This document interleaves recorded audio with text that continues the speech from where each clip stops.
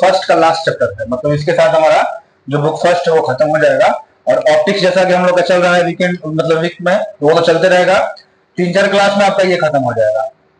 3-4 class में जब ये खत्म हो जाएगा तो उसके बाद हम लोग संडे को मॉडर्न शुरू कर देंगे। तो ऐसे हम लोग पढ़ेंगे तो नवंबर लास्ट तक हमारा सिलेबस जो है वो कंप्लीट हो जाएगा। ठीक है, और फिर आप लोग और मैं, जय श्री राम। हाँ, वो सब मॉडर्न खींचेंगे उसको। चैप्टर 8 में बहुत ज्यादा एक क्लास का मुश्किल से लगेगा उसमें, है ना। क्वेश्चन वैसे आता नहीं है उससे पहले, बट फिर भी। अब चलते हैं आगे। हमारा क्या है, टेबल ऑफ कंटेंट। क्या क्या हम पढ़ेंगे इसमें। एक बात और है मिस्टर दिलीप, आपके मुंह से एकदम आवाज नहीं आना चाहिए। कोई भी बच्चा हो, किसी तरह का कोई आवाज नहीं।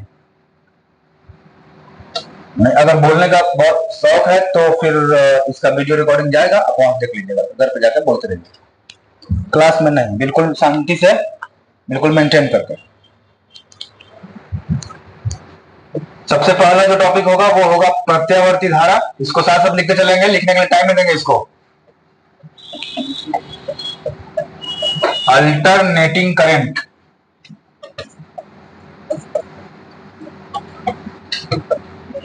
सेकंड नंबर जो आपका टॉपिक होगा इसमें वो होगा प्रत्यावर्ती धारा का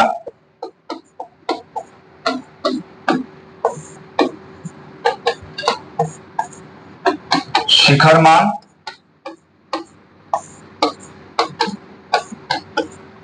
वर्ग माध्य, मूल मान। और इसी के साथ शिखर मान और आभासी मान भी होगा। इसी को हम लोग आभासी मान भी कहते हैं, या आभासी मान। Peak value and root mean square, इसको शॉर्ट में बोलते हैं आरएमएस। हिंदी मीडियम वालों को भी आरएमएस मान करके कई बार पूछ देता है। ठीक है,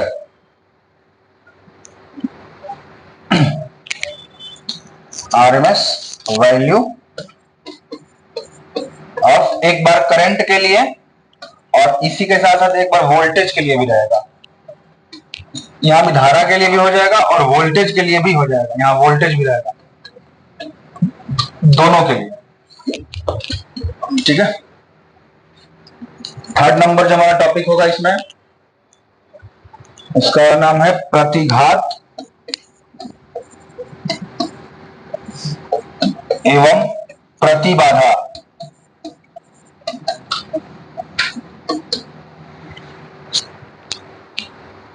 रिएक्टेंस एंड इम्पीडेंस। अभी मैं ये भी बता दूंगा कौन कौन सा एग्जाम में आएगा आपके, कहां कहां से क्वेश्चन पूछा जाएगा। इम्पीडेंस, ठीक है।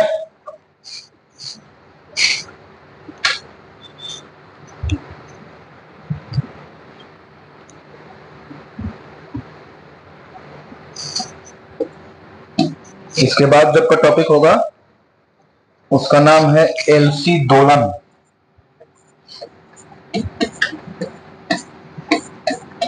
LC oscillation.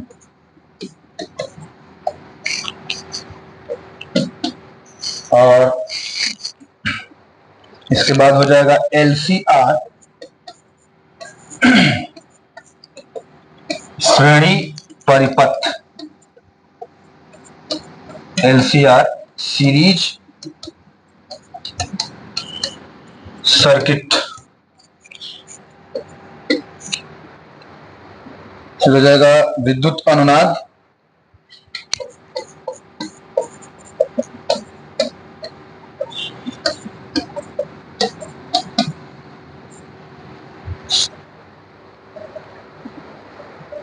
और इसी के साथ आ जाएगा प्रत्यावर्ती धारा परिपथ में शक्ति एवं वाटहीन धारा।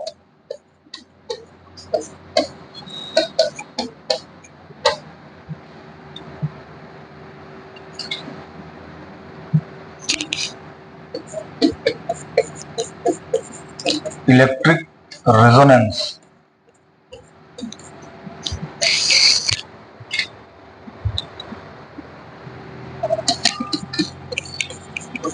Power in AC circuit and wattless current.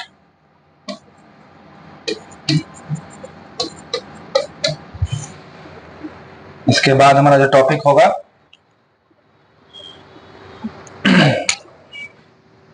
AC generator, जो हम करा दिए हैं, अब फिर से वापस नहीं कराने वाले हैं। प्रत्यावर्ती धारा जनित्र एवं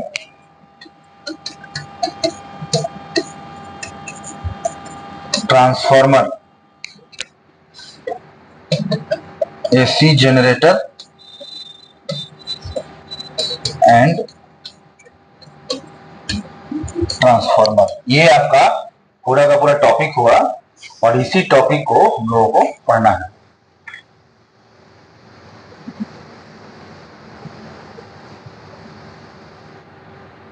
ठीक है,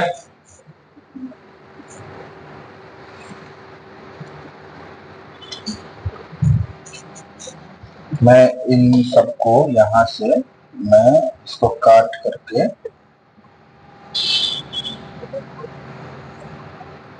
इधर मूव करा सकता हूँ क्या?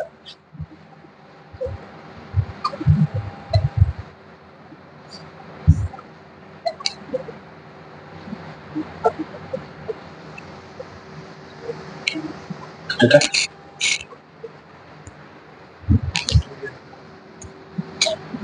अब आज हम लोग दो टॉपिक खत्म करने वाले हैं। ठीक है, चाहे समय जितना भी लगे, दो टॉपिक हम लोग खत्म करेंगे। एक टॉपिक होगा हमारा प्रत्यावर्ती धारा का इंट्रोडक्शन और शिखर मान वर्ग माध्यम। ये दो टॉपिक हम लोग आज कवर करेंगे, एक ये और एक इसको। ठीक है, बहुत छोटे छोटे डिफिनेशन है, इनको लिखना भी है, समझना भी है। तो चले, चलो, तो फर्स्ट हेडिंग आपका हो जाएगा प्रत्यावर्ती धारा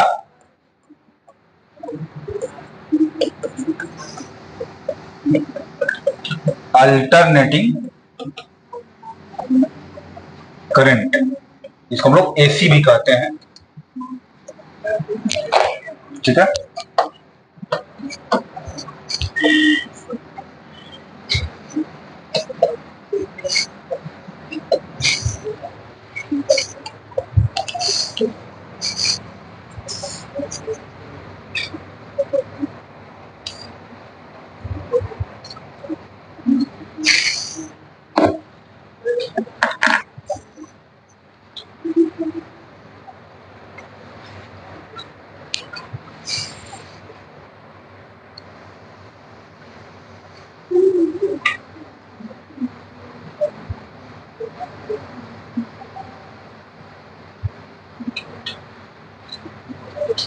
ठीक है, देखिए प्रत्यावर्ती धारा है क्या, तो कहा है कि देखिए धारा जो है, विद्युत धारा तो जानते हो आप, विद्युत धारा के बारे में पढ़े हो, क्या है विद्युत धारा?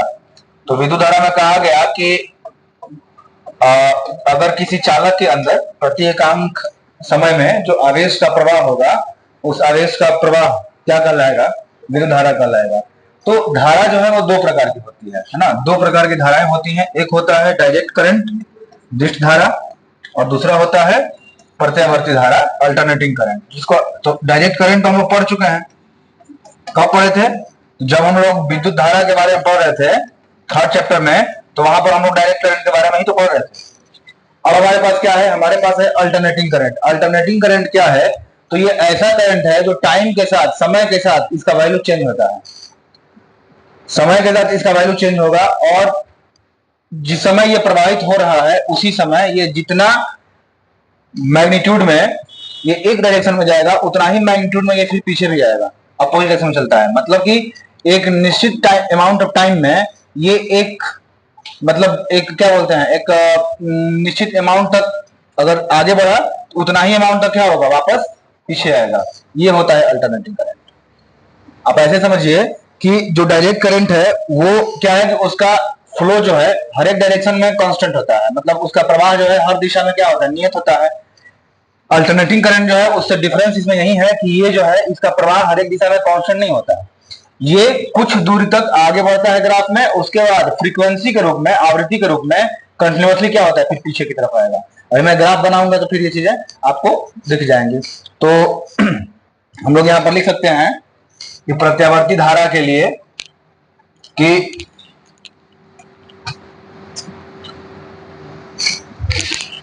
इसका परिमाण समय के साथ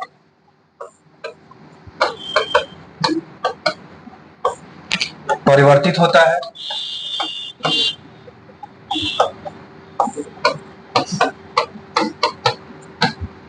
मतलब जो मैग्नीट्यूड है,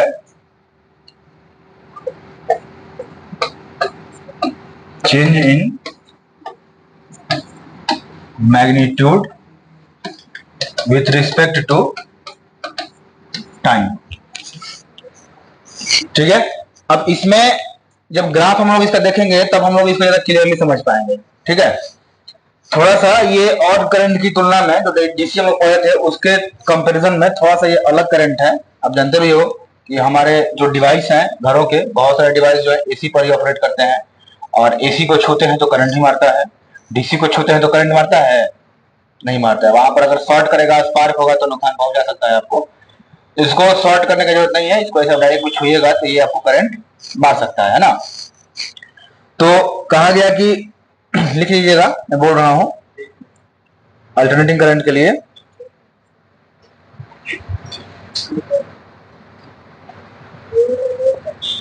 कर लीजिए, तो यहीं पर लिख देता हूं कि परिमाण समय के साथ परिवर्तित होता है, समय के साथ लगातार परिवर्तित होता है ना। यह परिवर्तन लगातार होता है,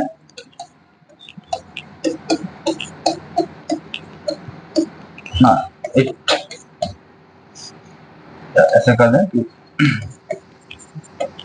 दिस चेंज इज कंटिन्यूअस।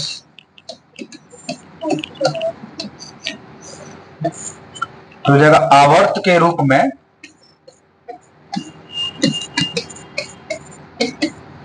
आवर्त, इसका नोट्स आप लोगों को मिल जाएगा, अल्टरनेटिंग करंट का नोट्स है इसका आप लोग अवेलेबल है, तो हम दे देंगे। तो वहां और अच्छे से डिफिनेशन जो आपको डिफाइन किया गया है, तो आप वहां से भी डिफिनेशन देख सकते हैं। कह देंगे आवर्त के रूप में इसकी दिशा विपरीत हो जाती है।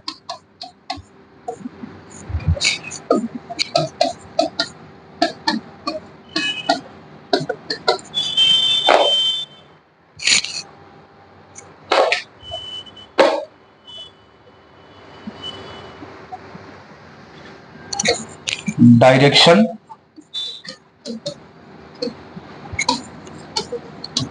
रिवर्स पीरियडिकली, एक पीरियड के रूप में जो डायरेक्शन है इसका वो लगातार क्या होता है, बदलते रहता है। क्या मतलब है पीरियड का, क्या मतलब है आवर्त का, मैं समझा रहा हूं।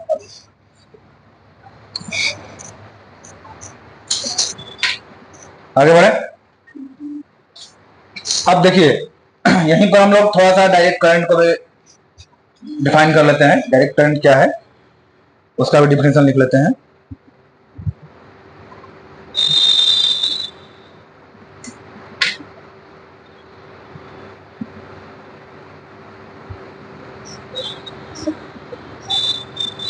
ठीक है, चलिए अब देखिए यहां पर आपका है दिष्ट धारा, है ना, दिष्ट धारा, डायरेक्ट करंट। इसमें एक लाइन लिख लीजिएगा, मैं अब इसमें यहां पर लिख नहीं रहा हूं, है ना। क्या लिखना है, लिखिएगा वैसी धारा जिसका प्रवाह वैसी धारा जिसका प्रवाह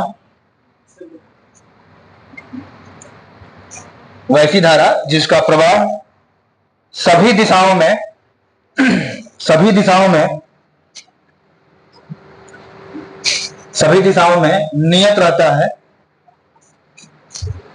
जिसका प्रवाह सभी दिशाओं में नियत रहता है, दिश धारा कहलाती है। दिश धारा कहलाती है। इंग्लिश वाले लिख लेंगे, अ direct current is that current which flows with a constant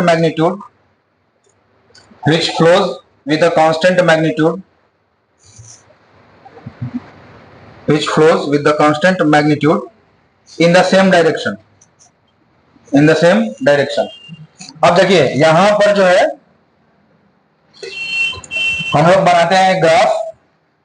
ये ग्राफ दिखाएगा आपके दोनों करंट को, अल्टरनेटिंग को भी और डायरेक्ट को भी। ये मान लीजिए हमने ग्राफ रखा है यहां पर ना,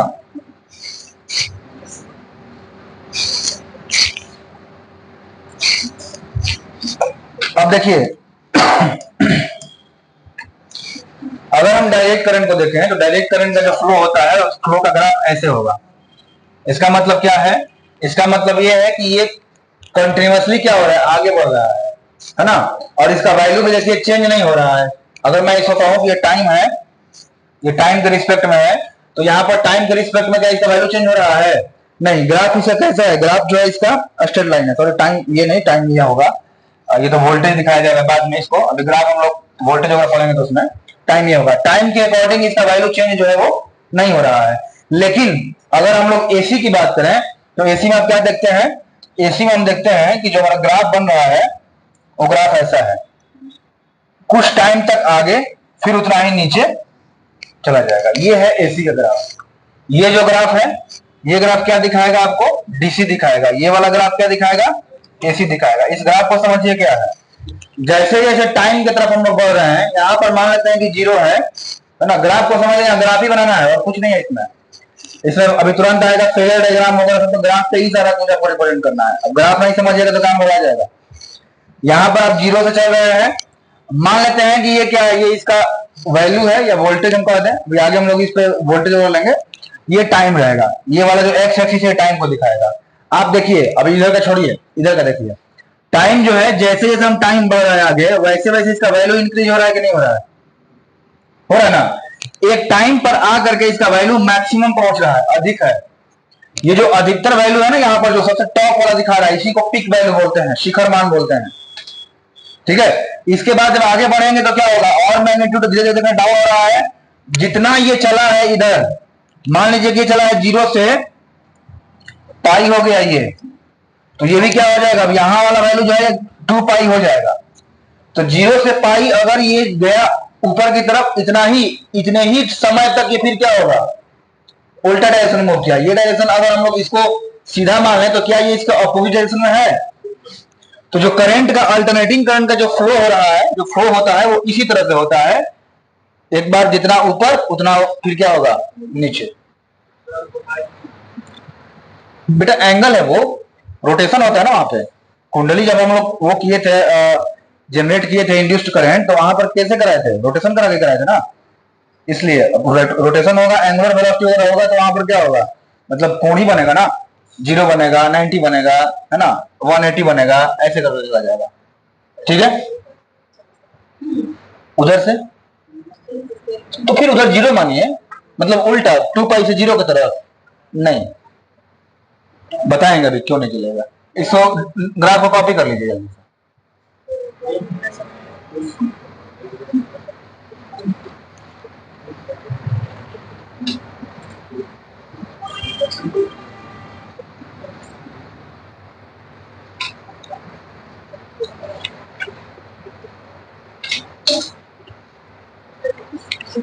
ग्राफ को कॉपी कर लिए।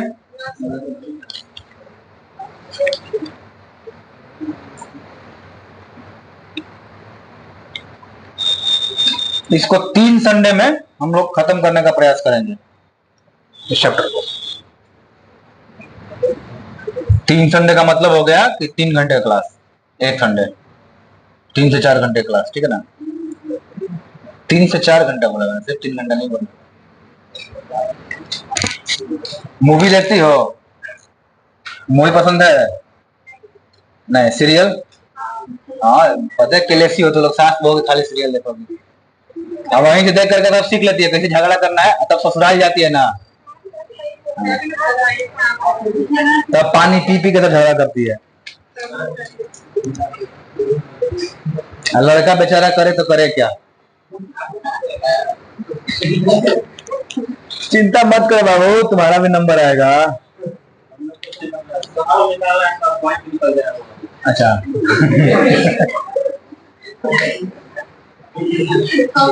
हमको लगा चप्पल निकाल के यार कुछ और करना लगा, ऐसा कि चप्पल निकालना है चुपचाप बाहर चल जाना है।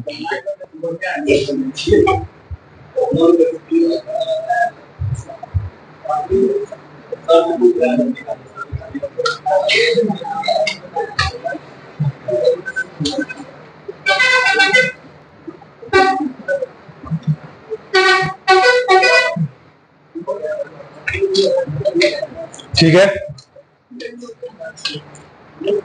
चलिए आगे बढ़ते हैं। लिखिएगा इसमें आगे, बस लिखना है, मतलब डिराइव करते हैं, करंट का मान निकालते हैं, फॉर्मूला क्या होता है। लिखिएगा माना कि जिस परिपथ में, अच्छा एक मिनट, थोड़ा सा एक लाइन और लिख लीजिए शुरुआत में, इसके ऊपर एक लाइन और लिख लीजिएगा, जगह बना लो। हम जानते हैं कि जब एक कुंडली चुंबकीय क्षेत्र में घूर्णन करती है, जब एक कुंडली चुंबकीय क्षेत्र में घूर्णन करती है तब इसमें एक प्रत्यावर्ती ईएमएफ प्रेरित होता है। एक चुंबकीय क्षेत्र में घूर्णन करती है तब इसमें एक प्रत्यावर्ती ईएमएफ प्रेरित होता है, और ये हम लोग जानते ही हैं। इसका वैल्यू क्या होता है? Epsilon is equal to epsilon naught sine omega t. याद है हमने इसको डिराइव कराया था, ईएमएफ है। तो जो ईएमएफ है आपका, उसका इक्वेशन ये मिल गया। अब इससे हम क्या करेंगे, इससे प्रत्यावर्ती धारा को कैलकुलेट करेंगे। लिख लिया? रिपीट करेंगे और, ठीक है एक बार रिपीट करते हैं।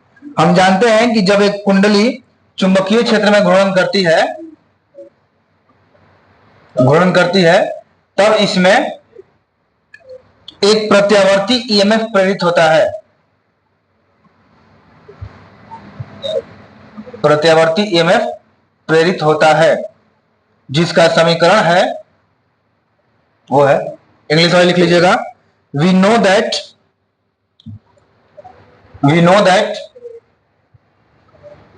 when a coil is rotated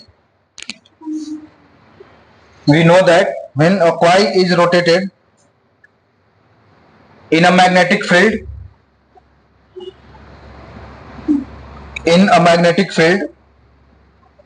an alternating EMF is induced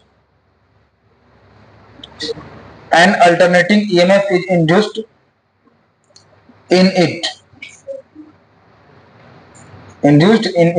which is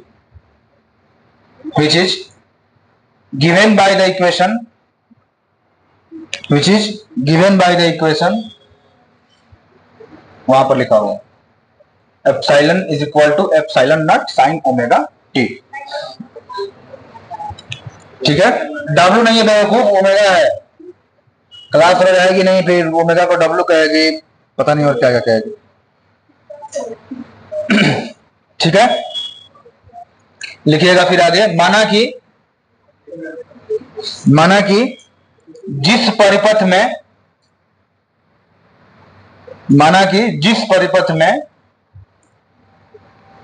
EMF प्रेरित हो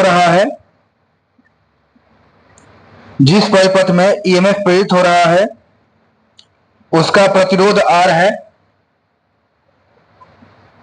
जिस परिपथ में ईएमएफ प्रेरित हो रहा है उसका प्रतिरोध R है। हाँ बिल्कुल, प्रतिरोध तो कैपिटल R से होता है ना, प्रतिरोध R है। इंग्लिश वाले लिखिएगा, suppose this EMF is applied to a circuit, this EMF applied to a circuit of resistance R,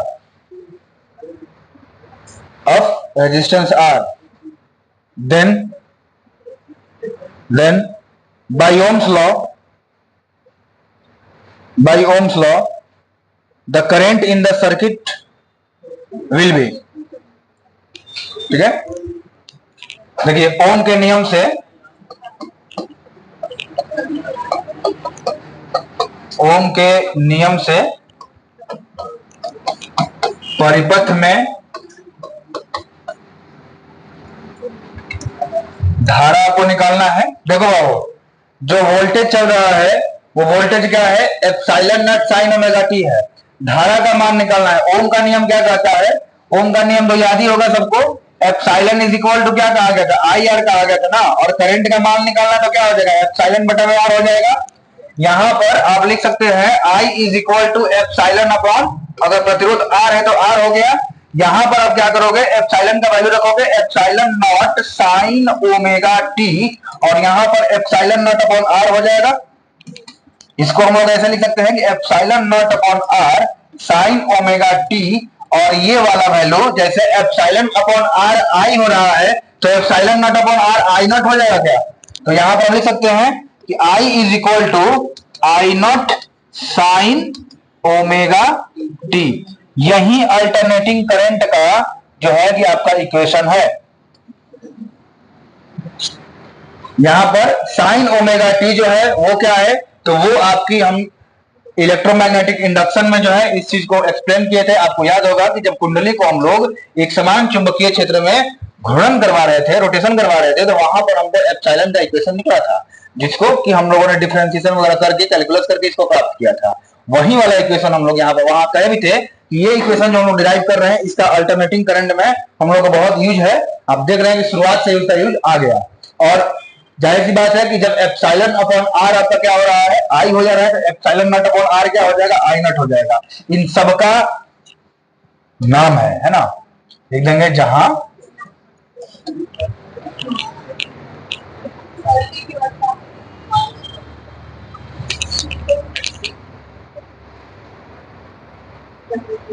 will भी है,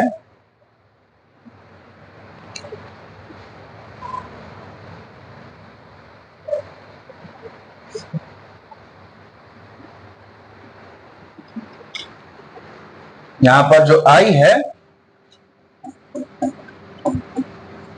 किसी क्षण टी पर धारा का तात्क्षणिक मान है।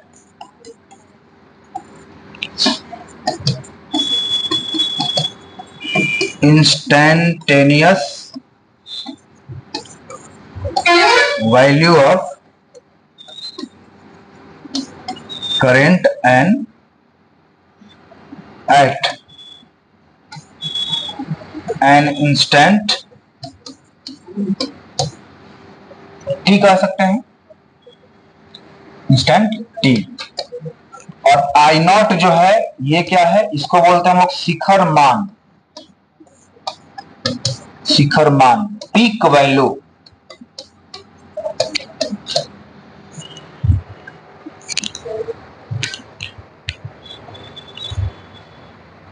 इस पीक वैल्यू को एक और नाम से जानते हैं, उसको हम बोलते हैं एम्पलीट्यूड।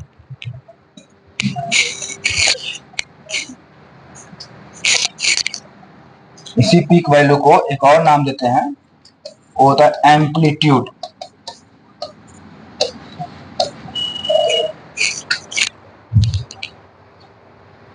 धारा आयाम, हिंदी में आयाम कहते हैं एम्पलीट्यूड को,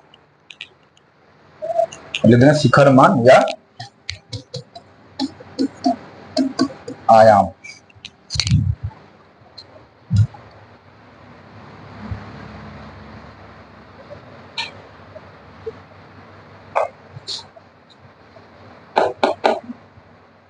ठीक है। अब इस इक्वेशन से हम लोग कुछ समझने का प्रयास करते हैं, इक्वेशन कह क्या रहा है ना। इक्वेशन देखिए क्या कह रहा है, जैसे ओमेगा टी लगा है, और ये आप जानते भी हैं इलेक्ट्रोमैग्नेटिक इंडक्शन में कि कुंडली जब मैग्नेटिक फील्ड में इस कंडीशन में विभव उत्पन्न करती है, मतलब ईएमएफ उत्पन्न करती है, तो उसके अंदर घूर्णन होता है, राइट। तो घूर्णन हो रहा है तो जाहिर सी बात है कि इसके अंदर जब विस्थापन होगा वो कोणीय विस्थापन होगा। जब भी कोई चीज सर्कुलर मोशन करेगा या रोटेशनल मोशन करेगा, मतलब वृत्तीय गति करेगा या घूर्णी गति करेगा, उसका विस्थापन कैसा होगा, कोणीय होगा। उसका वेग कैसा होगा, कोणीय होगा। उसका त्वरण कैसा होगा, कोणीय होगा। हर कुछ उसका एंगल के रूप में होगा, राइट। अब यहां पर भी जब कुंडली घूम रही थी, कुंडली के घूमने के कारण ही तो धारा उत्पन्न हो रहा है, और आप देख रहे हैं कि ओमेगा टी के रिस्पेक्ट में चेंजिंग हो रहा है धारा में हर मोमेंट पर, ग्राफ अभी देख चुके हैं। लेकिन ये चेंजिंग कैसा हो रहा है, ये चेंजिंग साइन के टर्म में हो रहा है, ज्यावक्रीय हो रहा है, साइन कर्व। साइन कर्व यहां पर देखिए, ये जो ग्राफ बना हुआ है, क्या इस ग्राफ को मैथमेटिक्स में जब पाया गया होगा आपको, तो साइन का कर्व इसको नहीं बताया गया था कि साइन कर्व है, और जब कॉस का कर्व बताया गया होगा ऐसे ऐसे करके।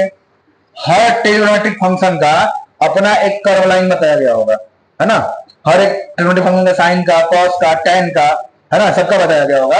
ये वाला जो ग्राफ बना है इसको साइन का ग्राफ बोलते हैं। इसका मतलब क्या है कि यहां पर जो चेंजिंग हो रहा है वो साइन के रूप में चेंजिंग हो रहा है। साइन मतलब थीटा की जगह ओमेगा टी है। ओमेगा टी क्यों है, क्योंकि वहां पर कोणीय विस्थापन हो रहा है, ऐसे रोटेशन हो रहा है, ठीक है। मैंने कहा था कि 6 और 7 चैप्टर्स एक दूसरे से पूरी तरह से रिलेटेड है, पूरी तरह से रिलेटेड, ठीक है। और आप जो पहले भी पढ़े हैं, जितना 1 to 5 तक का जितना चैप्टर्स है, सब बिल्कुल रिवाइज होना चाहिए इसके अंदर। इसमें सारे चैप्टर्स आएंगे, पूरे के पूरे घुसेंगे, अदरवाइज पूरा बाउंस करेगा, ऊपर ऊपर निकल जाएगा, है ना। अल्टरनेटिंग करंट जो हमने अभी लाइनिंग किया था इस पे, अल्टरनेटिंग करंट पे, है ना, हमने कहा लिखा था, ये वाला लिखा था। ये वाला पोर्शन हमारा समाप्त हो चुका, ठीक है। ये टॉपिक हमने कवर कर लिया, एक टारगेट पूरा हो गया। दूसरे टारगेट पे चलते हैं, प्रत्यावर्ती धारा और वोल्टेज का शिखर मान, वर्ग माध्य मूल मान और आभासी मान, ठीक है। एक एक करके इसको देखते हैं, समय थोड़ा सा इसी में लगेगा, ये तो छोटा था। आगे बढ़ा जाए, चलिए हेडिंग डालेंगे।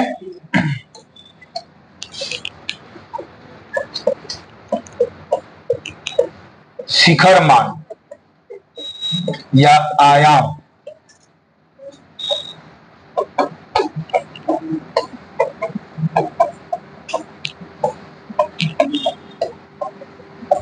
पीक वैल्यू और करंट एम्पलीट्यूड।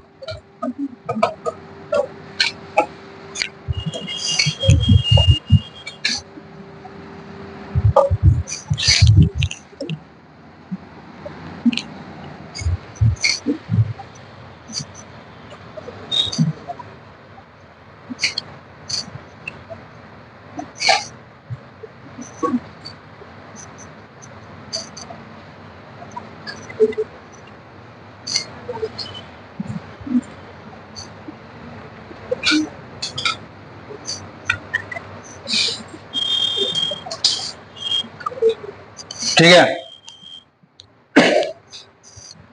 लिखिएगा।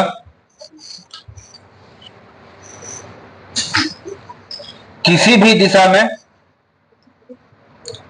किसी भी दिशा में प्रत्यावर्ती धारा द्वारा, किसी भी दिशा में प्रत्यावर्ती धारा द्वारा, प्रत्यावर्ती धारा द्वारा प्राप्त अधिकतम मान को, प्राप्त अधिकतम मान को, अधिकतम मान को उस धारा का आयाम, अधिकतम मान को उस धारा का आयाम, उस धारा का आयाम या शिखर मान कहा जाता है। आयाम या शिखर मान कहा जाता है। इसे इसे आई नॉट से निरूपित करते हैं, आई नॉट से निरूपित करते हैं। लिखिएगा इंग्लिश में, the maximum value the maximum value attained by an alternating current in either direction is called its amplitude or peak value. Its amplitude and peak value and is denoted as I naught. Amplitude or peak value and is denoted as I naught. ठीक है, equation आपको पता है, I is equal to I naught sine omega t, और इस equation में आई not जो है ये क्या है, पिक वैल्यू है या शिखर मान है। ठीक है, ग्राफ में अगर देखना है आपको, ग्राफ में देखना है तो यहां पर देखिए ग्राफ आपका ये है, इस ग्राफ में जो पिक वैल्यू आपको दिखाया जाएगा वो पिक वैल्यू ये वाला रहेगा, यही तो है पिक वैल्यू, है ना। यहां पर आइएगा तो ये भी पिक वैल्यू है। अब देखिए यही तो मैक्सिमम मान है ना, मैक्सिमम वैल्यू तो यही है, इसके बाद क्या हो रहा है, वैल्यू लगातार घट रहा है ना। अब अगर आप देखेंगे तो इस पॉइंट के बाद जो वैल्यू है वो वैल्यू क्या हो रहा है, लगातार क्या हो रहा है, कम हो रहा है।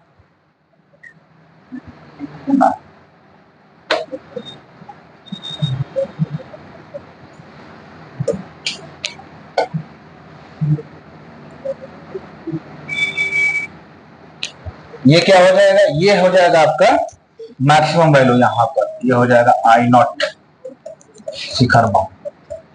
आगे हम लोग दिखाएंगे भाई यहाँ पर ऐसे आई नॉट करके एलिमेंट करके, है ना। तो अभी तो ग्राफ का हम लोगों ने मात्र अभी इंट्रोडक्शन लिया है, अभी तो ग्राफ ही पूरा खेल है, फिगर डायग्राम बनाना है ना। तो फिगर डायग्राम में पूरा ग्राफ ही है, उससे क्वेश्चन आ जाता है, वो कुछ लिखने का जरूरत नहीं है, वहां से ग्राफ बनाना है ना, बट वही ग्राफ है, उस ग्राफ को सीखना है कैसे बनेगा। ओके, शिखर मान जो है बहुत इंपॉर्टेंट है, आपके एग्जाम में अक्सर पूछा जाता है ना। तो ये भी मतलब ये पूरा टॉपिक जो है यहाँ पे अब एक एक करके हम लोग देख ही रहे हैं, ये बहुत इंपॉर्टेंट है। इसके बाद आएगा मीन वैल्यू, आरएमएस वैल्यू, वो सारे के सारे इंपॉर्टेंट है, इनसे एक क्वेश्चन जरूर रहेगा आपके एग्जाम में, 2 मार्क्स में आएगा, इतना लिख देंगे काफी है, जितना लिखवाया मैंने। ठीक है, आगे दीजिएगा इसी में हेडिंग समय अंतराल।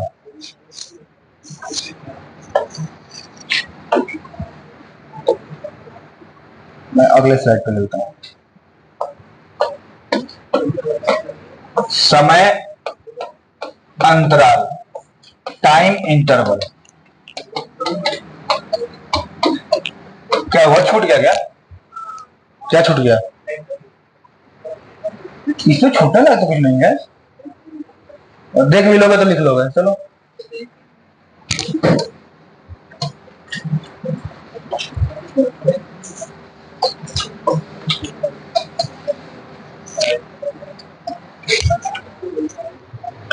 लिखिएगा समय अंतराल में हिंदी में लिखेंगे, किसी प्रत्यावर्ती धारा के द्वारा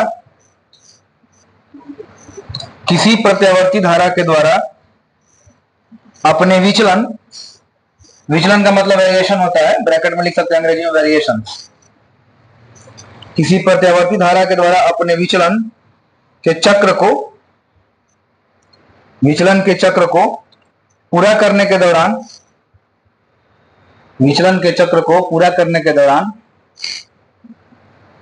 लिया गया समय इसका समय अंतराल कहलाता है।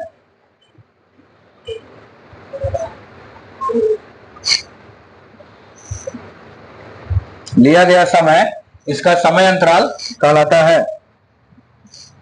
इसे कैपिटल टी से निरूपित करते हैं।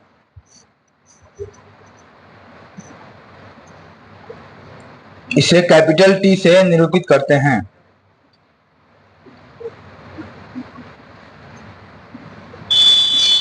इंग्लिश में लिखिएगा, the time taken by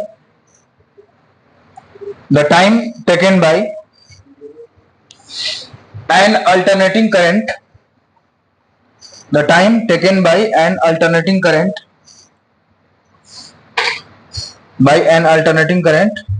to complete the time taken by an alternating current to complete one cycle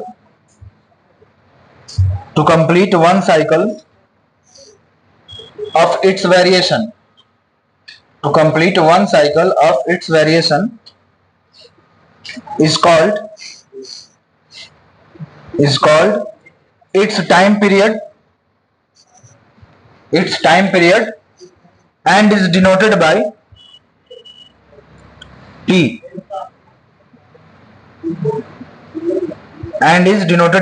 T देखिए क्या कहा गया कि कोई प्रत्यावर्ती धारा है, मतलब अल्टरनेटिंग करंट है, इसके द्वारा अपने वेरिएशन के चक्र को पूरा करने में जो कुल समय लिया जाएगा वही क्या होगा, समय काल होगा।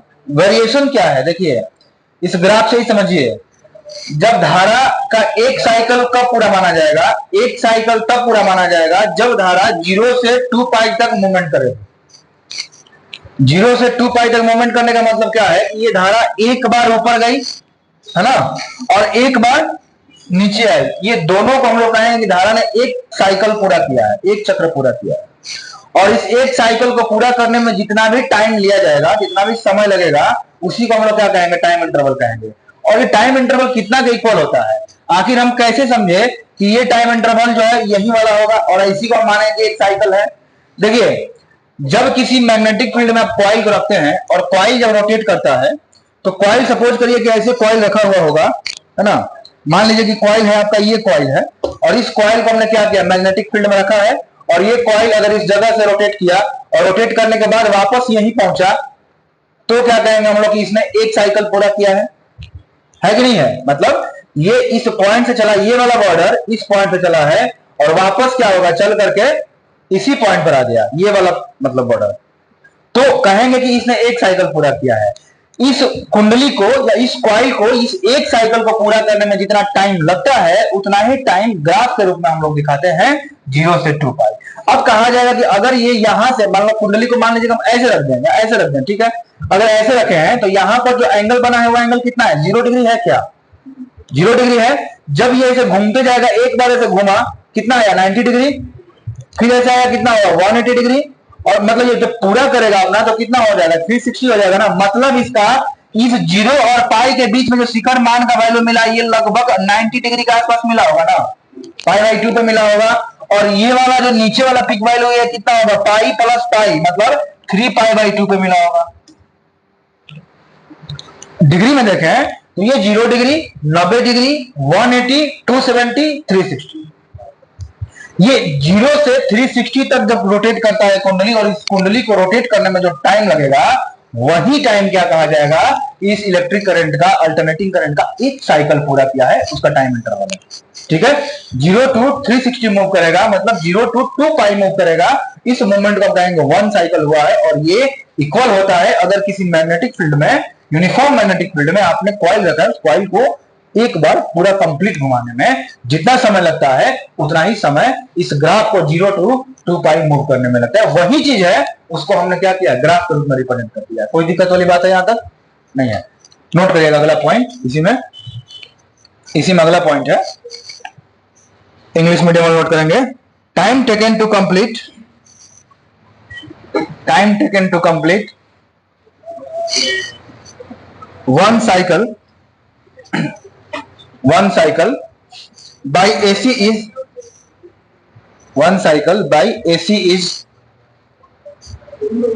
is equal to the time taken by the coil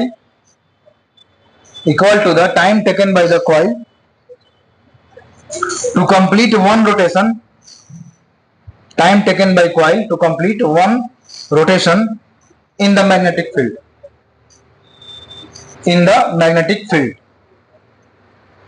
Hindi में लिखेंगे, धारा का एक चक्र पूरा करने में, धारा का एक चक्र पूरा करने में लिया गया समय कैपिटल टी, लिया गया समय कैपिटल टी, चुंबकीय क्षेत्र में घूर्णित, चुंबकीय क्षेत्र में घूर्णित किसी कुंडली के, चुंबकीय क्षेत्र में घूर्णित किसी कुंडली के एक चक्कर में लिए गए समय के, कुंडली के एक चक्कर में लिए गए समय के बराबर होता है, बराबर, समय के बराबर होता है।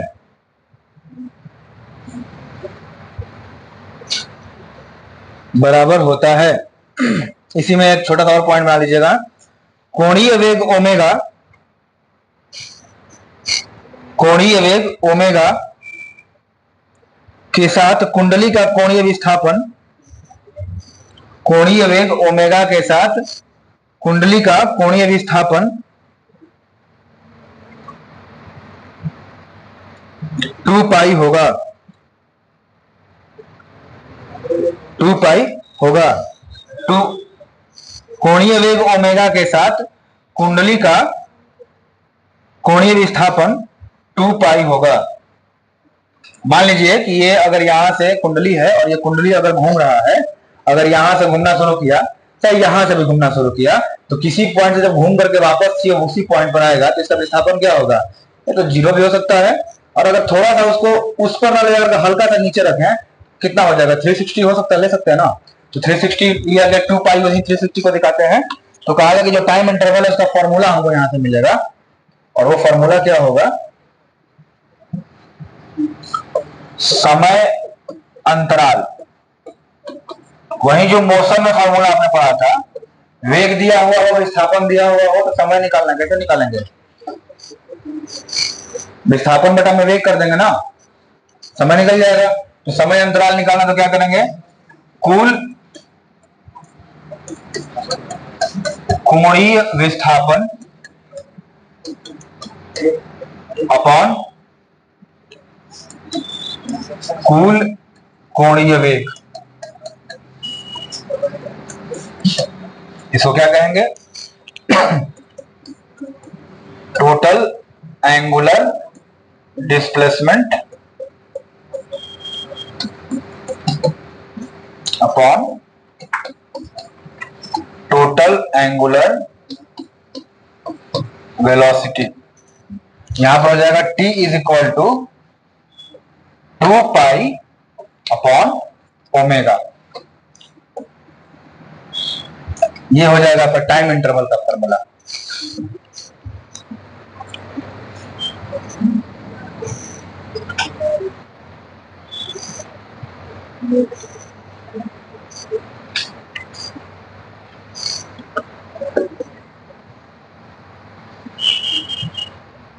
ठीक है बाबू,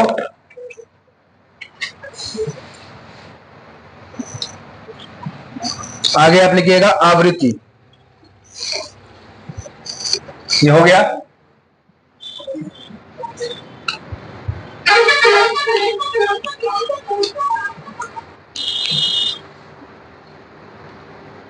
ठीक है, चलिए आगे आप लिखेंगे आवृत्ति।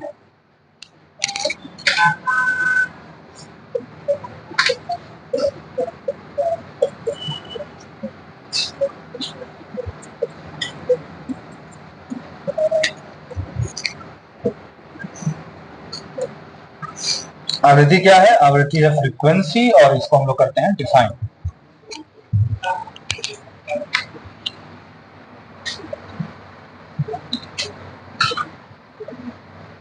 साइकिल तो समझ में आ गया। साइकिल क्या है? इलेक्ट्रिक करंट का, अल्टरनेटिंग करंट का। अब देखिए, ये साइकिल जो चक्र जो करता है, ये प्रति सेकंड कितना चक्र पूरा कर रहा है। मान लीजिए कि यहाँ पर निखत बैठी है, और निखत को हम एक तबला खींच दें, ये वाली तबला मारे, और निखत को जब पकड़े, पकड़ के धपाधप धपाधप धपाधप देना शुरू करें, मैंने 1 सेकंड में 10 थप्पड़ खींच के मार दी। इसका मतलब क्या है कि मेरे थप्पड़ का फ्रीक्वेंसी जो था, आवृत्ति जो था, वो कितना था? 10 था। बात समझ रहे हो? तो कहने का मतलब कि 1 सेकंड में कितनी बार वो काम किया गया, वो क्या है? फ्रीक्वेंसी है, आवृत्ति है। तो यहां पर आप नोट करिएगा, फ्रीक्वेंसी में प्रत्यावर्ती धारा के द्वारा प्रति सेकंड में, आज सिर्फ डिफिनेशन है और उसके बाद डेरिवेशन 2 रहेगा, तभी छोड़ेंगे, चाहे वो 12-1 क्यों ना बच जाए, है ना। पर गलत, हम जो करते हैं वही सत्य है। ठीक है, बाकी सब मोह माया है। प्रत्यावर्ती धारा के द्वारा प्रति सेकंड में पूरा किए गए, अब ऐसा तो कुछ नहीं बोले कि तुम 100 पे हो जाओ। प्रत्यावर्ती धारा के द्वारा प्रति सेकंड में पूरा किए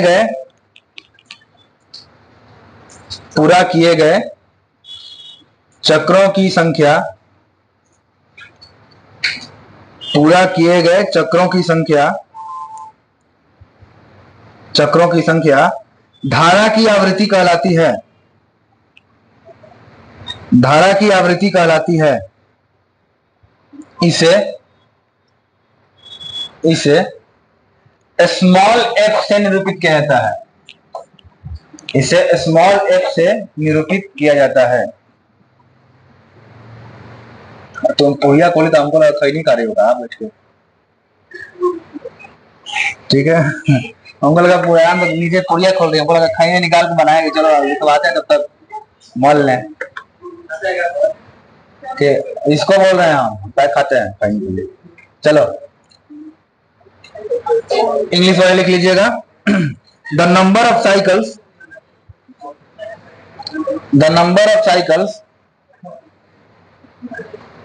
completed per second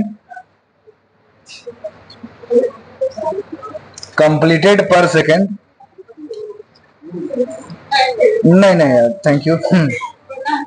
completed per second by an alternating current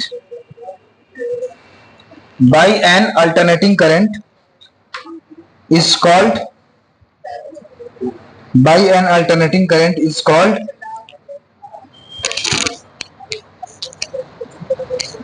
called its frequency।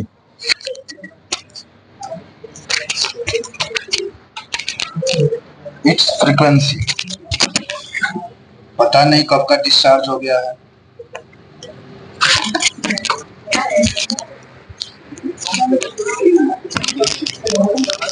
ठीक है,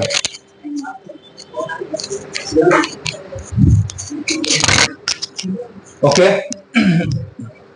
शायद कुछ आवाज चला गया होगा उसमें से, क्योंकि ये बंद हो गया था, डिस्चार्ज हो गया था। अब कितना देर गया फ्रीक्वेंसी, अब हिल रहा होगा, तुम दूसरा लगा लेना, उसमें मिले रहा था। अच्छा चलो ठीक है।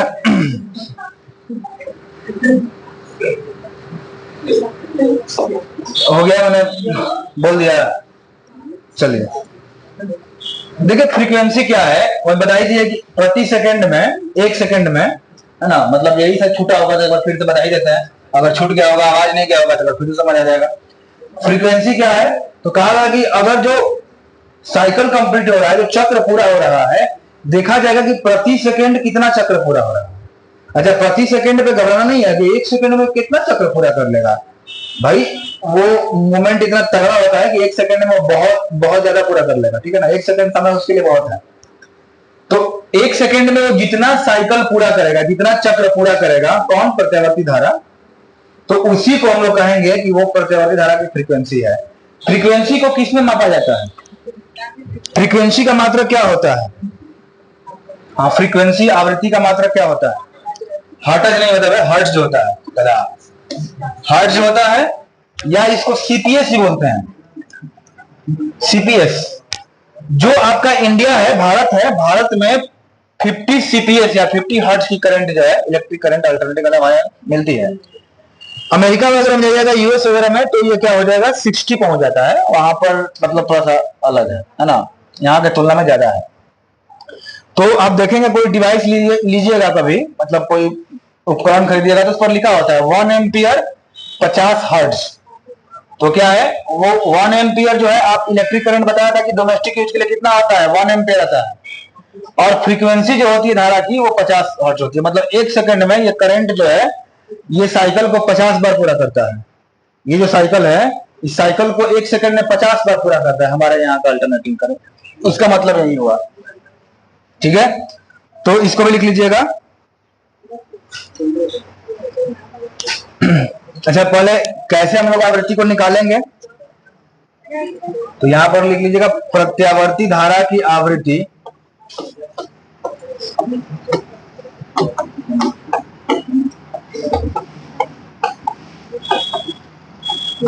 बराबर चुंबकीय क्षेत्र में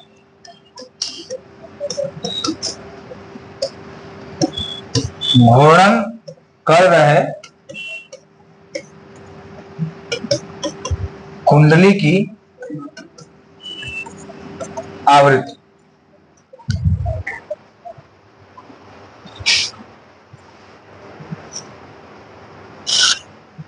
frequency of AC is equal to frequency of coil rotating frequency of ऐसे कहते हैं rotation of coil।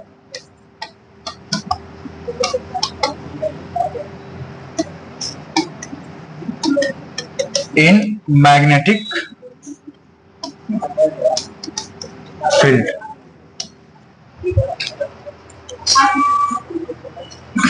फॉर्मूला क्या होगा इसका, तो कहा गया कि फ्रीक्वेंसी क्या हो जाएगा कि प्रति सेकंड में जितना रोटेशन हो जाए, है ना, मतलब टाइम इंटरवल का क्या हो जाएगा, अपोजिट हो जाएगा।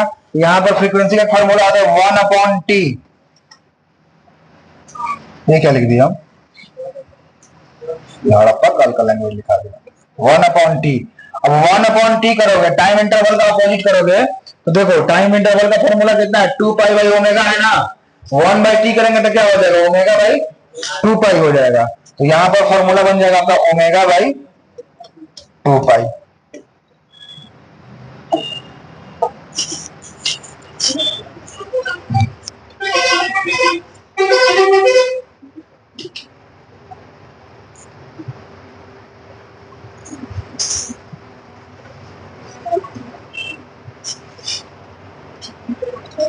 ठीक है, कोई दिक्कत नहीं है। यहां पर भी और आगे लिख सकते हैं फॉर्मूला। आप जरा सा मैं इसको छोटा क्यों करना है, मैं अगले स्लाइड पे चला जाता हूं। हो गया, चलिए। अब कुछ गधा लोग है ना पिछवा बैठ के दांत चिपोड़ते रहता है। अभी टेस्ट का रिजल्ट देने वाले हैं, देखो कैसा कैसा नंबर आया तुम लोग का। मतलब तुम लोगों को जैसा नंबर आया तो शर्म को तो उसको चुलू भाई पानी में डूब जाना चाहिए, लेकिन तुम लोगों को शर्म नाम का तो कोई चीज है नहीं। गंगा जी में डूबेगा, गंगा जी अपवित्र हो जाएंगे तुम जैसे लोगों को डुबा के। अब देखो यहाँ पे ओमेगा का वैल्यू क्या हो जाएगा, अगर यहां से हम ओमेगा का वैल्यू निकालते हैं तो 2π/T हो जाएगा। कोई दिक्कत नहीं है, जब ओमेगा का वैल्यू यहाँ पर 2π/T हो जाएगा और अल्टरनेटिंग करंट का वैल्यू ये है, यहाँ पर साइन ओमेगा के जगह हम लोग लिख सकते हैं 2π/T इंटू T।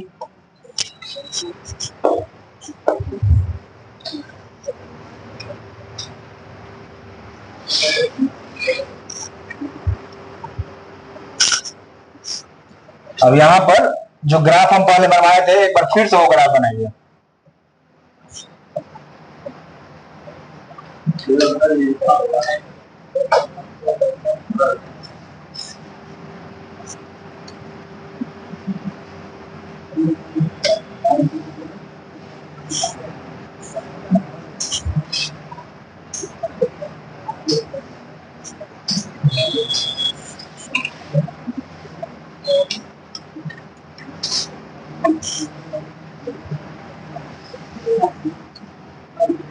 ये ग्राफ हो गया अल्टरनेटिंग करंट का, और यहां से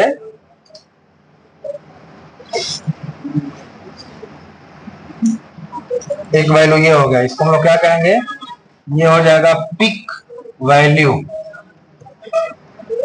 शिखर मान, और ये हो जाएगा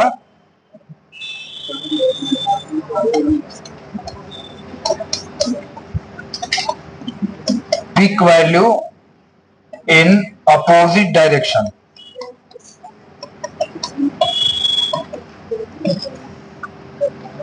विपरीत दिशा में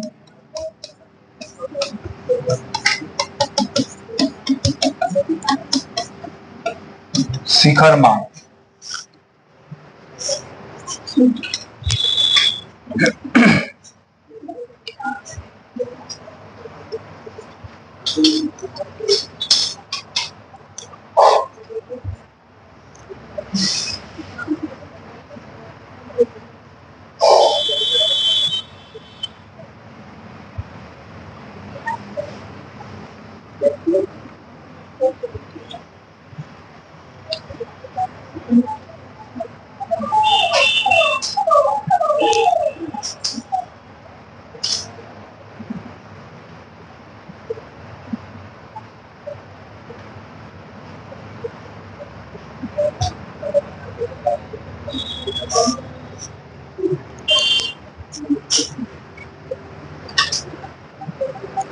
यहां पर लिख लीजिएगा साइड में,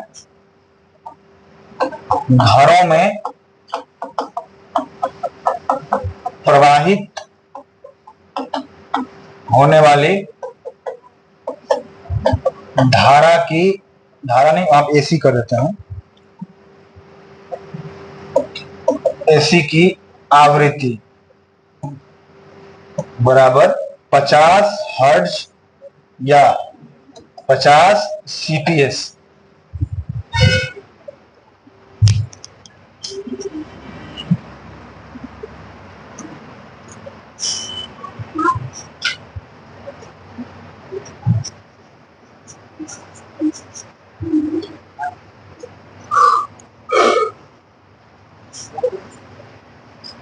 ठीक है,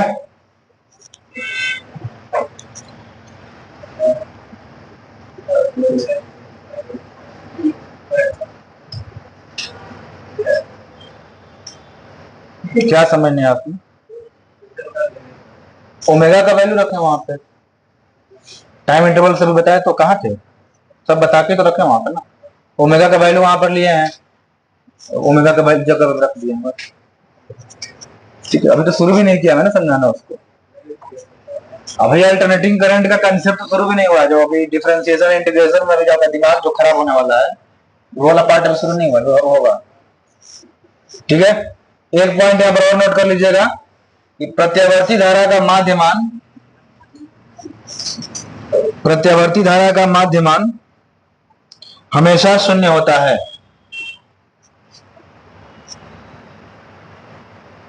हमेशा शून्य होता है।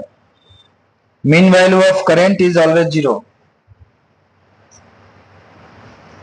Mean value of current is always zero. सिर्फ मीन की बात किया गया है, root square, root mean square की नहीं किया गया, मतलब वर्ग माध्य मूल मान के नहीं किया गया है। माध्यमान जीरो क्यों होता है, इसके पीछे लॉजिक है कि जितना पीक वैल्यू ऊपर जा रहा है उतना ही पीक वैल्यू उसके अपोजिट में जा रहा है, तो जब माध्य निकालेंगे तो माध्य क्या हो जाएगा, जीरो हो जाएगा, है ना। चलिए एक, चलिए उसको बाद में करवाएंगे, ठीक है ना, सिद्ध करने वाला है। आगे लिखिएगा,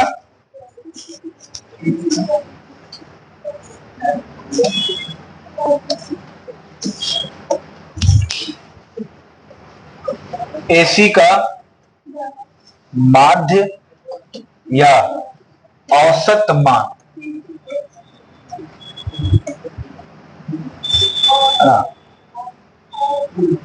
मीन और एवरेज वैल्यू ऑफ एसी।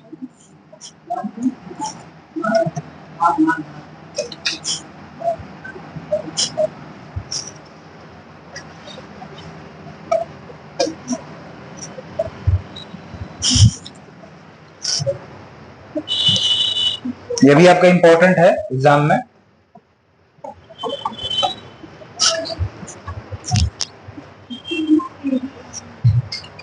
ठीक है।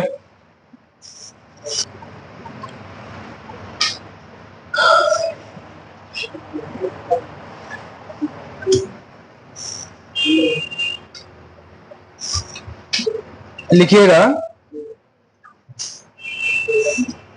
इसका मतलब डेफिनेशन लिख लीजिए। दृष्ट धारा का वह मान, दृष्ट धारा का वह मान जो परिपथ में उसी समय में, दृष्ट धारा का वह मान जो परिपथ में उसी समय में वही आवेश भेजता है। दृष्ट धारा का वह मान जो परिपथ में उसी समय में, परिपथ में उसी समय में वही आवेश भेजता है, वही आवेश भेजता है, जैसा कि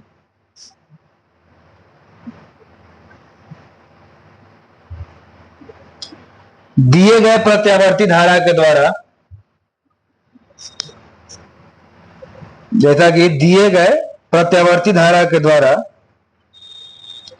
उसके आधा समय अंतराल में भेजा गया है, उसके आधा समय अंतराल में भेजा गया है, भेजा गया है। प्रत्यावर्ती धारा का औसत मान या माध्य मान कहलाता है, औसत मान या माध्य मान कहलाता है। इसे IAV या IM से निरूपित करते हैं, इसे IAV या IM से निरूपित करते हैं, माध्यमान कहा जाता है, इसे IAV या IM से निरूपित करते हैं। चलिए इंग्लिश वाले फटाफट। It is defined as that value of direct current which sends the same charge in a circuit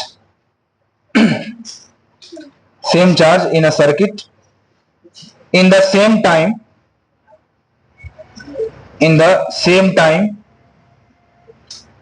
as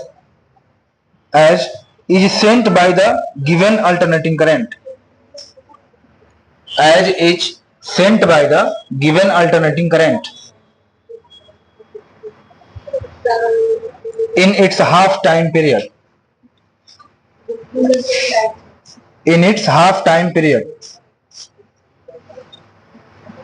It is denoted by IAV or IM. It is denoted by IAV or IM. देखिए, जब भी हमको माध्य मान निकालना है, RMS मान निकालना है, इन दोनों मान के लिए हमको डायरेक्ट करंट की आवश्यकता पड़ेगी। हम देखते हैं किसी कोई अमाउंट जो है डायरेक्ट करंट का लिए हम, और डायरेक्ट करंट से हम जब अमाउंट लिए उसको डीसी हमने दिया, देने के बाद आवेश का प्रवाह होगा। तो हम ये देख रहे हैं कि जो दिश धारा का कौन सा वैल्यू है जो किसी परिपथ में किसी समय में मान लीजिए कि वही आवेश भेज रहा है, जो अल्टरनेटिंग करंट वाला उतना ही आवेश, ये अल्टरनेटिंग करंट उतना ही चार्ज को उसके द्वारा भेजे गए आवेश में जो समय लगा है उसके हाफ टाइम में भेज रहा है। जैसे मान लीजिए कि जैसे हम लोग अभी जनरेटर में किया, क्या कहते हैं जनरेटर में, सेम कैपेसिटी का डीसी और सेम कैपेसिटी का एसी, दोनों में अंतर है ना। सेम कैपेसिटी का डीसी बहुत महंगा पड़ेगा, जो कि सेम कैपेसिटी का एसी जो है बहुत कम, मतलब सस्ता पड़ेगा तुलना में। तो कहा कि मान लीजिए कि डीसी करंट है, और डीसी करंट जो है टी टाइम में आपको आवेश भेजता है क्यू, ठीक है। अब हमने दिया यहां पर एसी, देखेंगे एसी का कौन सा परिमाण जो है, मतलब एसी और डीसी दोनों का मैग्नीट्यूड देखेंगे, कुछ भी एक्स एम्पियर वाई एम्पियर कुछ भी हो सकता है, ठीक है। और ये क्या कर रहा है, एसी T/2 समय में इतना ही चार्ज को भेज दे रहा है। अरे बात समझना, हमारा मकसद क्या है? हमारा मकसद है चार्ज को भेजना, आवेश को भेजना। हम देख रहे हैं कि डीसी करंट का कोई वैल्यू लिया, वो डीसी करंट का वैल्यू किसी समय टी में चार्ज क्यों भेज रहा है, T/2 समय में एसी करंट का वैल्यू उतना ही चार्ज भेज रहा है, और एसी का जो वैल्यू उतना ही चार्ज भेजेगा आधे समय में, है ना, उसको हम लोग क्या कह रहे हैं? मीन वैल्यू या औसत वैल्यू। कोई दिक्कत नहीं है, ठीक है ना। मतलब डायरेक्ट करंट का वैल्यू, एसी ने तो अपना काम कर दिया, अब डायरेक्ट करंट का जो भी वैल्यू होगा, यहां पर इसका जो भी मान होगा, वो मान क्या होगा? इसके लिए औसत मान कहलाएगा। मकसद क्या है? मकसद है हमारा आवेश को भेजना, भेज दिया, उतना ही सेम आवेश भेजना है, समय आधा लगना चाहिए। देखेंगे डीसी का कितना वैल्यू है, जो मतलब आवेश भेज रहा है किसी समय में, और प्रत्यावर्ती धारा जो है उस आवेश को उससे ठीक आधे समय में भेज दे। ये क्या हो गया? आपका एवरेज वैल्यू हो गया, ठीक है। एवरेज वैल्यू के लिए कहा गया, अभी थोड़ा पहले बताए थे कि किसी परिपथ में जो एवरेज वैल्यू का मान है एसी का, वो शून्य मिलता है। इसको हम लोग सिद्ध भी करेंगे, डेरिवेशन है इसका, प्रूव कर लेंगे उसको। अभी मैंने छोड़ दिया उसको, इस डिफिनेशन को करवा के फिर उसको करेंगे हम लोग, क्वेश्चन के रूप में लेंगे कि सिद्ध करें किसी परिपथ में माध्यम धारा का मान 0 होता है, और उसको हम सिद्ध करेंगे, ठीक है। चलिए आगे लिखिएगा, हेडिंग डालिएगा इसी में,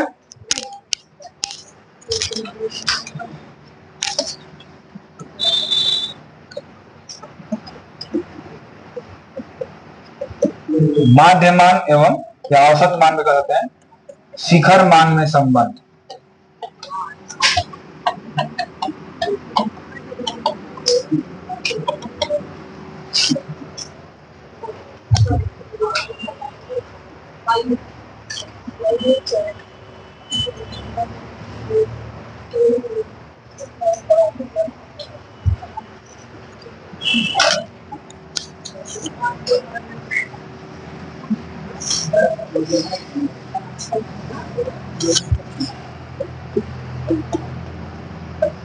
किसी क्षण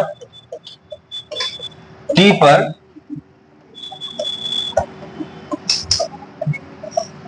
प्रत्यावर्ती धारा at any instant t, the AC is I is equal to I naught sin omega t।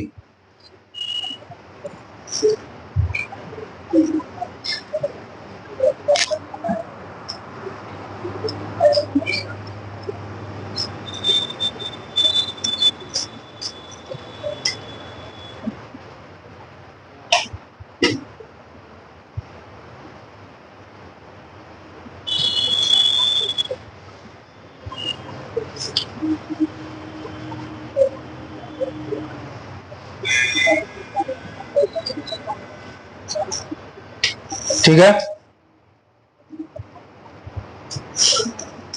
ये इक्वेशन अब याद तो ही गया होगा, इसमें कोई दिक्कत नहीं है। ऐसे ही हम लोग मतलब और भी ये इक्वेशन बार बार आएगा, ये और एप्सिलॉन वाला दोनों, तो ये तो एकदम याद ही होना चाहिए। लिखिएगा, छोटे समय dt के लिए, छोटे समय dt के लिए धारा I का मान, छोटे समय dt के लिए धारा I का मान, धारा I का मान नियत है, dt के लिए, dt धारा I का मान नियत है। क्या पढ़ा है अभी? कुछ भी तो नहीं पढ़ाया। धारा I का मान नियत है, तब dt समय में, तब dt समय में, dt बिल्कुल छोटा टाइम, एलिमेंट्री टाइम, dt समय में परिपथ से प्रवाहित होने वाले, परिपथ से प्रवाहित होने वाले आवेश का परिमाण, आवेश का परिमाण dq is equal to I dt। English वाले लिख लेंगे इस लैंग्वेज को थोड़ा। This current can be assumed, this current can be assumed to remain constant, to remain constant for a small time dt, for a small time dt, for a small time dt, then the amount of charge, then the amount of charge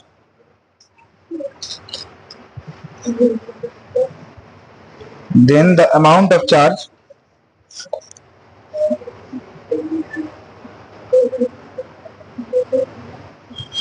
that flows through the circuit, that flows through the circuit, that flows through the circuit in a small time dt is given by, small time dt is given by। देखिए यहां पर dq is equal to क्या होगा, i dt हो गया। अगर हम लोग इस वैल्यू को रखेंगे, i का वैल्यू यहां पर क्या है, i not sine omega T, तो dq इज इक्वल टू क्या हो जाएगा यहां पर, i not sine omega t dt।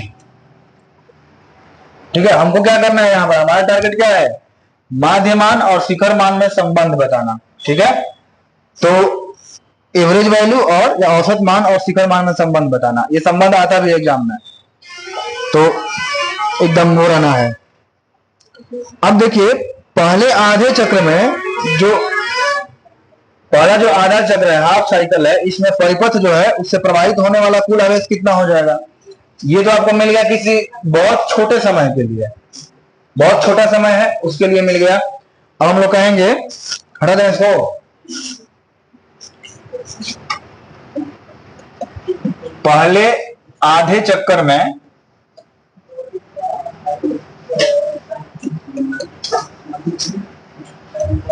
आवेश dq is equal to I naught sine omega t dt। क्या करेंगे इसका, करेंगे इंटीग्रेशन। आधे चक्र में लिमिट कहां तक जाएगा,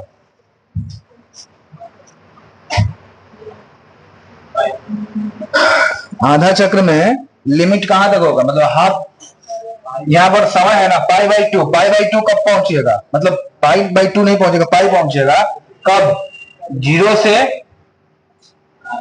यहां पर जीरो से टी बाई टू, यहां पर भी क्या हो जाएगा, जीरो से टी बाई टू। ये क्यू का वैल्यू है, आवेश का मान है, कुल आवेश का मान। ठीक है ना,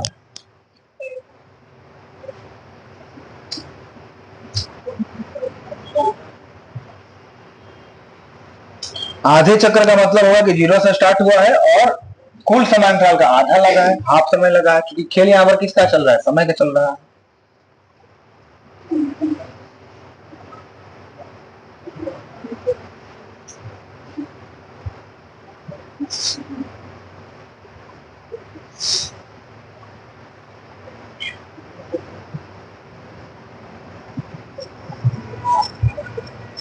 ठीक है, Q इज इक्वल टू क्या हो जाएगा, आई नॉट को ले लिए बाहर, साइन ओमेगा टी dt का हमको करना है इंटीग्रेशन, तो क्या हो जाएगा, आई नॉट यहां पर हो जाएगा, साइन का क्या होगा, साइन का हो जाएगा कॉस ओमेगा टी अपॉन, इसके इस पर एंगल का करेंगे तो क्या हो जाएगा, ओमेगा, और लिमिट क्या हो गया, जीरो से टी बाई।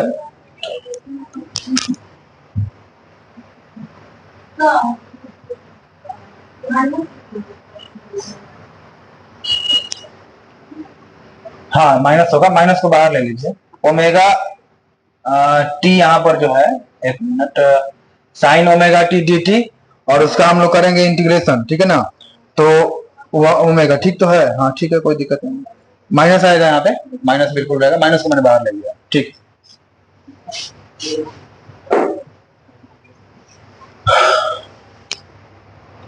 अब इसका वैल्यू रखेंगे, ओमेगा का वैल्यू हमारे पास है ना, फॉर्मूला है बाबू ये, साइन का जब इंटीग्रेशन करते हैं, बायोलॉजी वाली हो, कौन बायो की हो, इसीलिए पूछ रही हो। ये डिफरेंशिएशन इंटीग्रेशन का फॉर्मूला है, मतलब मैथमेटिकल टूल में मैंने चर्चा भी कई बार किया है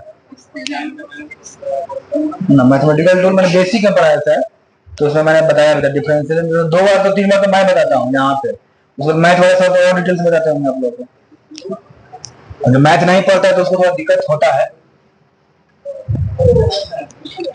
अब देखिए, चूंकि ओमेगा का वैल्यू आपके पास क्या है, ओमेगा का वैल्यू मैंने निकाला था 2π/t। अब उस वैल्यू को रखेंगे हम लोग, तो Q इज इक्वल टू हो जाएगा -I0, और यहां पर आ जाएंगे cos 2π/t into T upon क्या हो जाएगा 2π/t। ठीक है, यहां पर देखिए ये t जा सकता है, मतलब ये t का क्या हम कर सकते हैं बताइए, तो उस t को हम लोग सॉल्व कर सकते हैं। दोनों टाइम क्या है, सेम सेम है ना।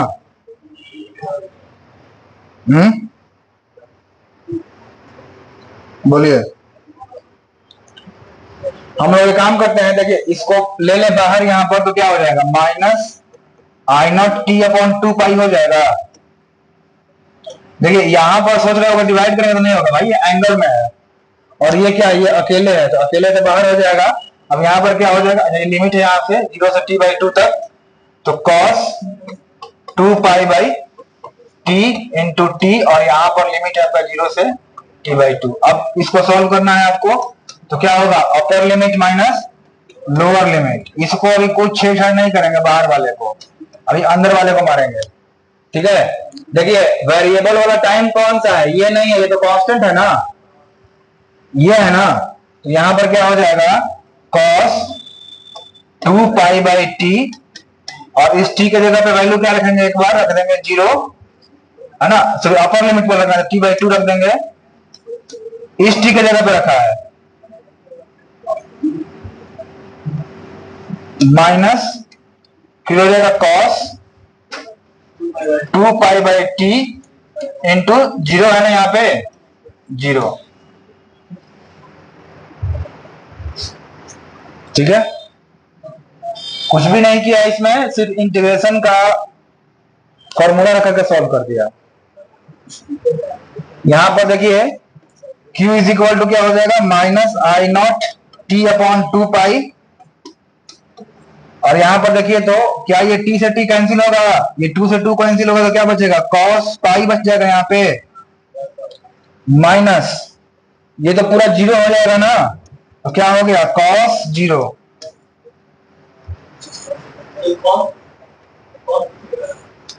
cos 0 नहीं बचेगा रे, cos 0 का वैल्यू रखोगे अपना, जो वैल्यू होता है।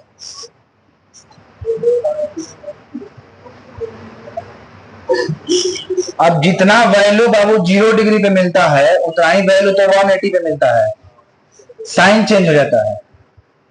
तो यहां पर क्या हो जाएगा, हो गया, आगे बढ़े।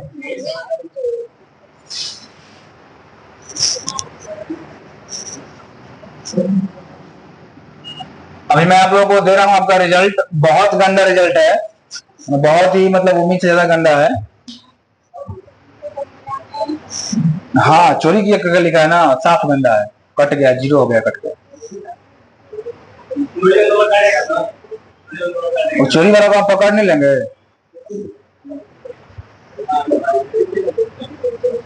वो भी जो मोबाइल से चोरी करेगा तो सीधे पकड़ना आ जाएगा, मोबाइल चोरी किया है।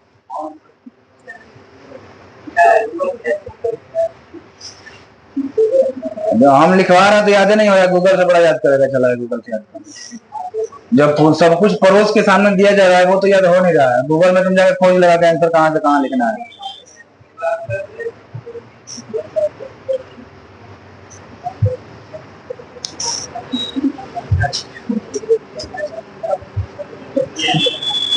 और तुम्हारे कॉपी पर स्टार क्यों लगा था दिलीप बाबू?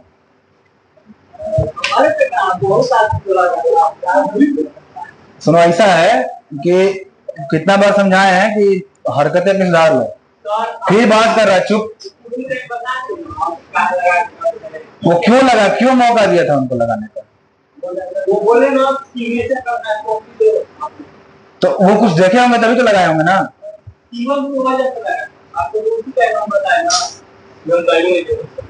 आया था। सुधर जाओ ना, नहीं तो किसी दिन हम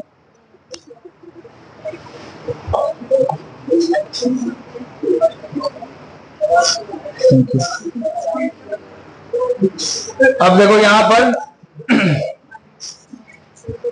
हम भाई सोच रहे थे ना कि लास्ट सेशन चल रहा है, अब क्या है कि थोड़ा सा डिस्टर्बेंस नहीं चाहिए, तो अब मैं सोच रहा हूँ क्लास में छाट दूं लोगों को, है ना। तो मौका मत दो कि छटैया कर दे तुम्हारा, है ना, वैसा मौका नहीं मिलना चाहिए। अब अगर क्लास मेरे को लगेगा कि डिस्टर्बेंस हो रहा है किसी की वजह से, तो हम इतना सोचेंगे। जो विदाई 5-4 महीने में होना है वो आप आज ही विदाई कर देंगे। Q बराबर minus I not T upon 2 पाई, और यहां पर देखिए cos पाई है, तो पाई का मतलब क्या है 180, है ना। तो 180 इसका वैल्यू कितना हो जाएगा, -1 हो जाएगा। cos 0 का वैल्यू क्या होता है 1, cos 180 का वैल्यू क्या हो जाएगा -1। तो यहाँ पर हो जाएगा आपका वैल्यू -1, माइनस cos 0 क्या होता है 1, मतलब Q इज इक्वल टू क्या हो गया minus I not T upon 2 pi into -2, minus minus क्या हो गया प्लस, 2 से 2 कैंसिल, तो Q इज इक्वल टू क्या हो गया आई नॉट टी अपॉन पाई।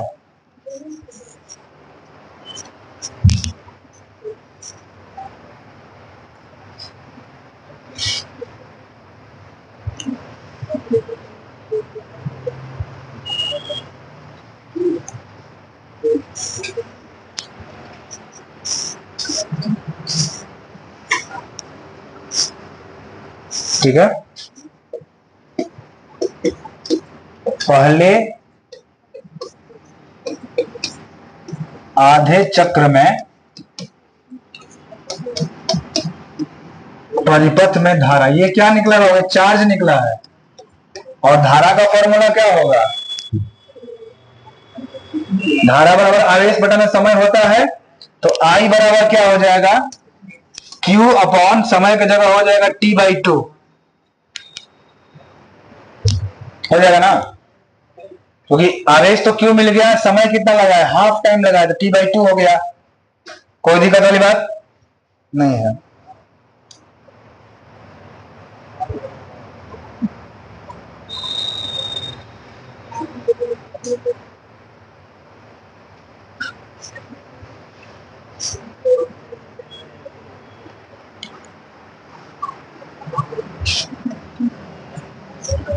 यहां पर देखिए तो I इज इक्वल टू क्या हो जाएगा, इसको हम लोग कर देंगे आई नॉट टी अपॉन पाई, और इसको भी क्या हम लोग कर देंगे 2/t कर सकते हैं। तो यहां पर I इज इक्वल टू क्या हो जाएगा, t और t कैंसिल हो जाएगा दूसरे से, तो यहां पर हो जाएगा 2/पाई इंटू आई नॉट। 2/पाई का मान होता है, तो इसको सॉल्व करेंगे तो इसका वैल्यू मिलेगा, वैल्यू क्या मिलता है 0.637, ठीक है ना। जब इसको भाग देंगे तो यही मिलेगा 0.637 आई नॉट, यही संबंध है।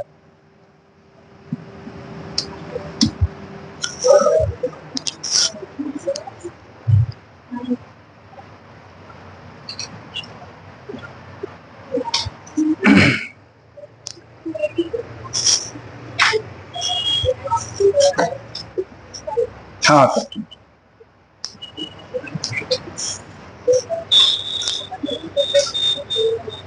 ठीक है,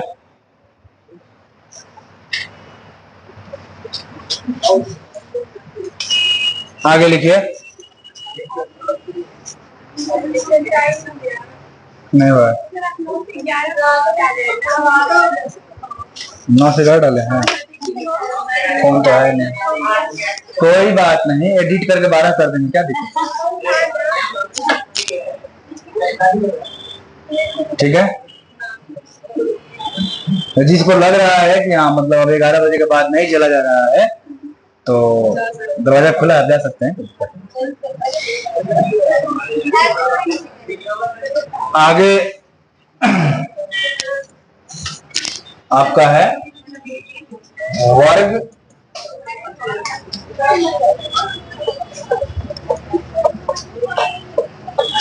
प्रत्यावर्ती धारा का वर्ग माध्य मूल मान।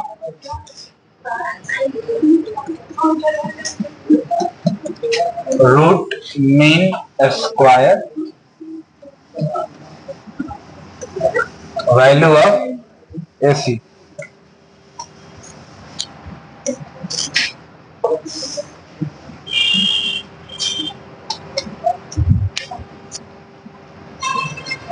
ठीक है,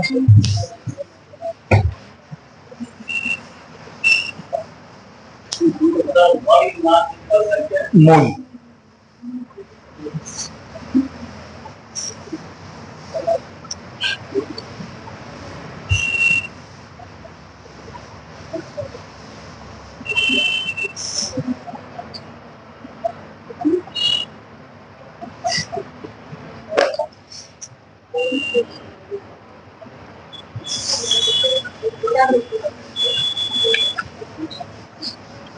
ठीक है,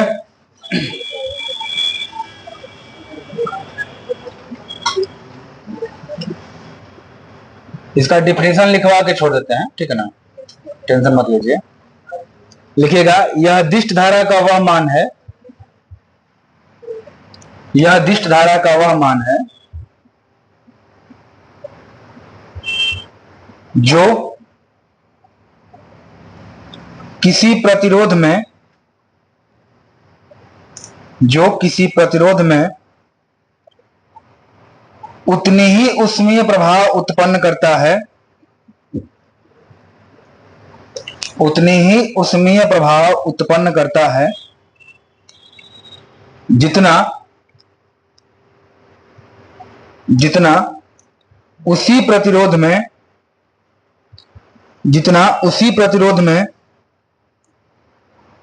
उतने ही समय के लिए, यह दिष्ट धारा का वह मान है जो किसी प्रतिरोध में उतनी ही ऊष्मीय प्रभाव उत्पन्न करता है जितना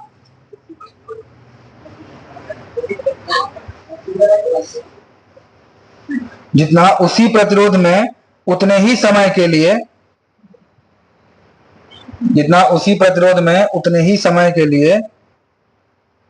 प्रत्यावर्ती धारा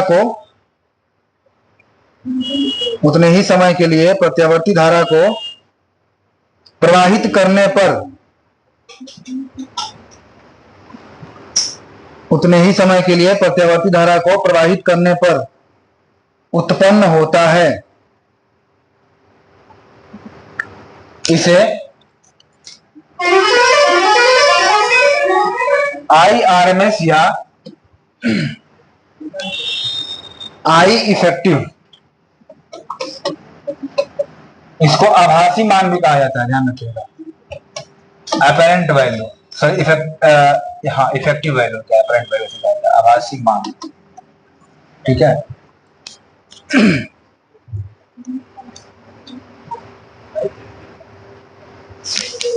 से निरूपित किया जाता है।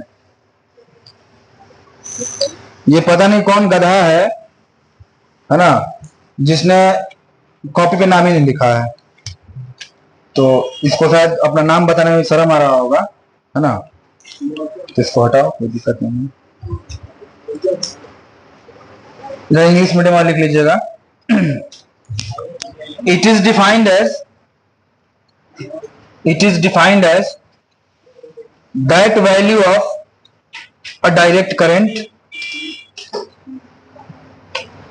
value of a direct current which produces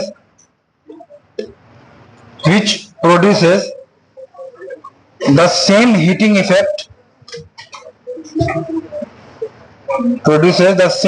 effect in a given resistor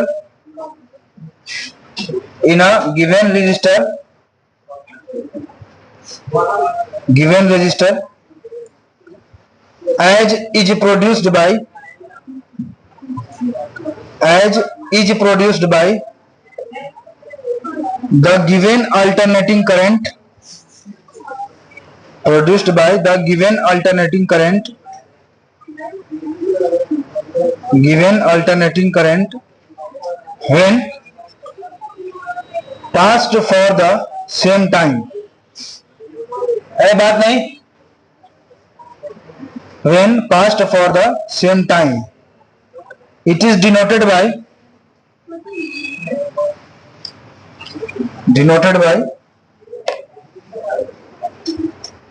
I RMS और I effective. चलिए तो जल्दी से अपना रिजल्ट देख लीजिए। रोशन कुमार